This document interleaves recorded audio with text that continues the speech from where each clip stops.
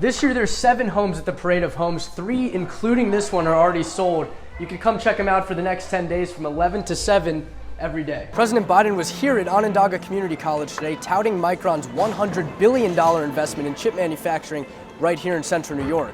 But he also used the event as an opportunity to give some of his fellow Democrats a boost in the midterms. With prices up across the board, Thanksgiving foods are no exception. Pretty much every staple item will cost you more than last year, including this turkey, which is up 23%. Now, for each home run hit by the Syracuse Mets this year, 1 pound of coffee was donated. Prices of Christmas trees are up almost 16% this year, but what makes Chuck Hafner's different, they have over 8,000 trees waiting to be sold because they grow them here on their own farm. I'm here on the Hill live at Syracuse University, where it's all about the students. Most of those students are going home this weekend for Thanksgiving break, but I caught up with Jim Miller, who's the director of buildings and grounds here at Syracuse, and he says the work they do to keep the campus clear is not going to stop. So today is the last day of the fall harvest celebration here at Critz Farms. It's pretty much your one-stop shop for everything fall and Halloween related. You can come grab your pumpkin. There's fun games and food for the kids, alcoholic ciders for adults, and even live music back up at the barn. But the feeling this year is a little different because, well, the crops are a little different. Now to the latest, Syracuse University is welcoming back alumni to campus. Alumni Weekend starts tomorrow and consists of receptions, award ceremonies, open houses, and even a Cuse cookout on the quad. Peter, the question we're all asking this week is, how could a bank so successful collapse so fast? Not only that, but could this spark a broader banking meltdown? When was the last time you weren't asked to leave a tip? Because I can't be the only one that's been to a store or a sporting event recently, and the person behind the counter quickly flips around that tablet, and suddenly I feel pressured to leave 18, 20, 22, sometimes up to 25% are the options listed there. Syracuse basketball tips off tonight as Orange football continues to spiral. Welcome into sports. I'm Bradley Hoppenstein. Let's start things off on the Hill, where SU just wrapped up Family Weekend. A major food distributor in Syracuse is facing an uphill battle this week. Cisco employees in Onondaga County began striking this morning, calling for what they say are overdue pay increases. Members of the community are raising concerns over Clay's future Micron facility and what the company will do for the city of Syracuse. Micron executives and local officials held a town hall at Henninger High School last night. Syracuse Mayor Ben Walsh says his main focus is on maximizing the future economic opportunity and impact for the city of Syracuse. State Supreme Court Justice Gerard Neary is ordering work to continue on the I-81 project, but the removal of the viaduct is still under review. Transportation officials need more time to complete environmental reviews before tearing it down. Let's go back to Thanksgiving weekend, though. U.S. airports set travel records over the Thanksgiving holiday. TSA says just under 3 million people went through airport security this past Sunday. That's the highest number ever. Chancellor Kent Syverud is finally breaking his silence on the recent college conference realignment, with 2 California teams joining the Atlantic Coast Conference. New details now. New York gun laws are getting yet another change. A federal judge is blocking the part of a New York state law that makes it a crime for people to carry guns in places of worship. A lot to get to, Chile. We're off for 1 week on Thanksgiving break and all this drama with OpenAI, but we start our show actually with some breaking news out of Washington this morning. George Santos has been expelled from Congress. The Republican from Long Island had spent his first year in office dealing with a number of controversies. Now, a truck driver is recovering from minor injuries after slamming into a bridge on the Onondaga Lake Parkway. 37-year-old Omar Clark did not pay attention to the low bridge warning, causing his vehicle to flip on its side. New data from Wallet Hub shows U.S. consumers took on $43 billion in credit card debt during the second quarter of this year. Now, right now, credit card interest rates are their highest in more than 20 years. Shoppingtown Mall could soon be buzzing once again. According to DeWitt officials, a public hearing for residents to share their ideas for what to do with the abandoned mall will be held next week. 1 person is dead and almost 50 are injured after a bus rolled over on I-84 downstate. It happened in Orange County, that's about 75 miles north of the city. The students on board were part of a band from a Long Island high school, which was headed to Pennsylvania. Lululemon shares down to start the week, but now making a comeback down the stretch. They posted earnings earlier this week, and they hit a 52-week high today, nearing $500 a share. In a congressional hearing on Tuesday, New York Representative Elise Stefanik, who represents part of Upstate, asked the presidents of Harvard, Penn, and MIT if calling for the genocide of Jews was against the school's codes of conduct. New at 6 tonight, we are learning more details about the shooting that left 3 dead and 1 wounded at the University of Nevada, Las Vegas campus yesterday. It happened around noon Pacific time. Trey, Syracuse has won its last 2 road games, so what's a matchup the Orange have to win tonight to make it 3 straight? Ben, a lot to sort through there, but I want to go back to the evacuation order in Gaza that you mentioned. How imminent is this attack on the northern Gaza Strip? Let's quickly take a look at some of the broader business and economic implications of these attacks, with more likely to come.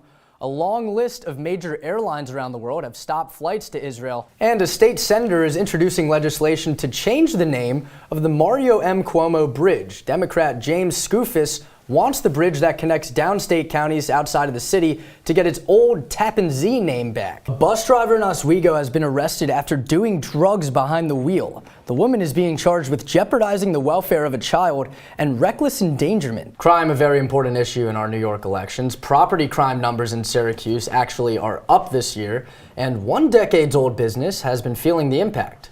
And gas prices are on the rise again in central New York. In Syracuse, the current average is over $3.70, a 6-cent increase from Monday. And I'm Bradley Hoppenstein. We start with an update on the Hollywood actors strike. It's been a long time coming, but some of your favorite shows could be coming back soon. Interesting news out of the fast food sector today. If you ever thought your McDonald's burger was too dry, the fast food giant says they have a solution. And new details on the Fulton woman who admitted to pushing her 3- and 5-year-old granddaughters into the Oswego River. She's now saying she did it because, quote, she wanted to make some memories. Apple rolling out a new feature that allows you to leave a voicemail after a FaceTime call. You said you're graduating in the spring. Yes.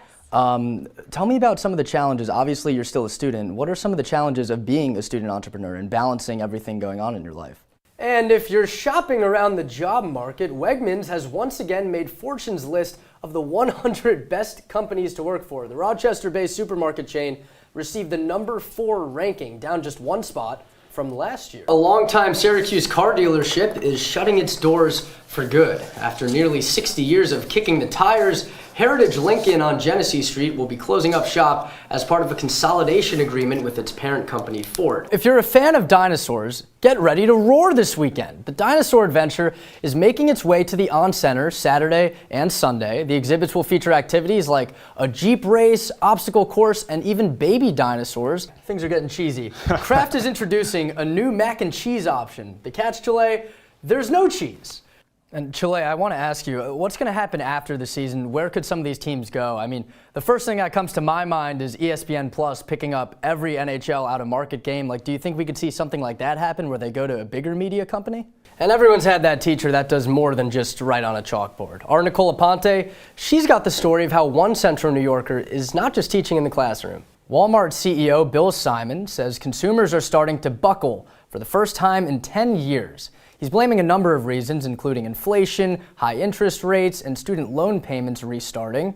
With customers pulling back, though, Amazon, Walmart, and Target are having sale events to get a head start on the holiday season. Well, SU's annual Remembrance Week starts on Monday. This year marks the 35th anniversary of the bombing of Pan Am Flight 103 over Lockerbie, Scotland. 270 people died in the tragedy, 35 of them being Syracuse students. Events and memorials will be held throughout the week, with the familiar rose-laying ceremony at the Wall of Remembrance next Friday at 2:03 p.m. Let's keep things here on campus. If you like to cook or just want some free food, the Student Association is hosting its 2nd annual Harvest Festival and Chili Cook-Off. Next Friday, starting at 4 p.m., you can head over to the Women's Building Field and support student organizations' different recipes. You could even vote on your favorite. If the chili isn't quite seasoned to your liking, you can also join in on the fun with a clothing swap and lawn games with some of your favorite student orgs. We're not even here. 'Tis the season Holidays. for higher prices. Thanksgiving is 2 weeks from today, but with inflation up over 7% from a year ago, that Thanksgiving dinner is going to cost you a lot more. About 13% more. Kevin Petrie is the director of food operations at Green Hills Farms. He says customers have adjusted to the higher prices across the board, but it's those holiday items that'll put a dent in your wallet. A lot of the everyday items, there's some fluctuation. But when it comes to holiday items, there's about an increase of about 30% cost increase over last year. With prices up across the board, Thanksgiving foods are no exception. Pretty much every staple item will cost you more than last year, including this turkey, which is up 23%. That makes customers like Erin Inman shop around just to find the lowest prices. We're like hitting all the stores around the area to see what's cheaper for everything, really. But even with grocery stores doing their best to offset the costs, You know, let's say an item went up 20%. It might not sound like a lot, but we might raise it, 15% or so, just to try to get to a price point too that is palatable. there's no avoiding the year-to-year price hike. I just told my mom actually in the other store, I was like, how do they expect us to live? I don't know how much longer it can really go on. In Syracuse, Bradley Hoppenstein, NCC News.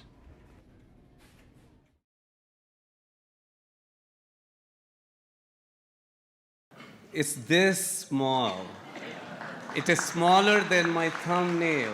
A historic chip announcement in central New York with hopes to pave the way for the rest of the country. Just like coming home, man. Coming home. President Biden making the trip to his former home today with a busy to-do list, including celebrating Micron's big new investment in the region. $100 billion over the next 20 years. Those small little computer chips that power everything in our everyday lives, from our smartphones to our automobiles to washing machines, hospital equipment, you name it. It's the largest American investment of its kind ever in our history. Representatives from both sides of the aisle were in attendance, some making the trip with the president, but most notable to CNY was Onondaga County Executive Ryan McMahon. Are we fired up? He said he has not met the president before, but the president's visit and Micron announcement give life to bipartisanship. Certainly, you saw a tremendous bipartisan effort to get these jobs back to the U.S., to get these jobs in New York, and to get these jobs at White Pine. So today's about celebrating that bipartisan effort and what these jobs mean. President Biden was here at Onondaga Community College today touting Micron's $100 billion investment in chip manufacturing right here in central New York. But he also used the event as an opportunity to give some of his fellow Democrats a boost in the midterms. But because of the new law I signed and Chuck designed and delivered, we're turning things way around in a very big way. By the way, if I had asked you, and we were just walking down the street, said, can you tell me what the Republican platform is? Republicans usually always have platforms. Say, this is what we're for. This as the race between Governor Hochul and opponent Lee Zeldin continues to tighten outside of New York City. And I want to thank the president and Majority Leader Chuck Schumer. If he had not been the Majority Leader, we would not be sitting here today, I guarantee that. We needed the Democrats to get this over the finish line. Midterm elections are just 11 days away. Early voting for New York State starts this Saturday. Reporting from Onondaga Community College, Bradley Hoppenstein, NCC News.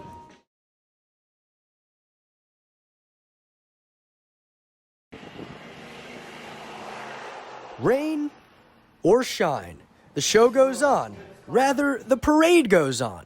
It may be a month later than usual, but the annual Central New York Parade of Homes is back. But don't think you need to be house shopping to stop by. As one of the producers of the Parade of Homes, Mary Thompson says most people pass through looking for inspiration. They need a new garage door, they need new windows, they want the trendiest paint colors. This year there's 7 homes at the Parade of Homes. 3, including this one, are already sold. You can come check them out for the next 10 days from 11 to 7 every day. I'm the co-owner of Stonehammer Homes with my brother. But why the event was delayed about a month this year, Jeremy Doran says the reason behind that is nothing new. Supply chain stuff's not as big a deal. I think we've all adjusted enough. The labor shortage is definitely causing issues, just overall manpower for every phase of construction. Stonehammer Homes is one of the 7 different builders at this year's event, each dealing with the same set of issues since the start of the pandemic.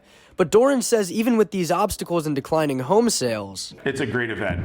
It allows the general public to get out and see a showcase of several different builders in one location. And if you're looking for more fun in addition to the homes, We do kind of mini events. Tomorrow night we have the Horn Dogs playing, we have street entertainment. We're kind of doing a block party. And there's a full events calendar online. You can get tickets for $12 online or $15 at the site. In Syracuse, Bradley Hoppenstein, NCC News.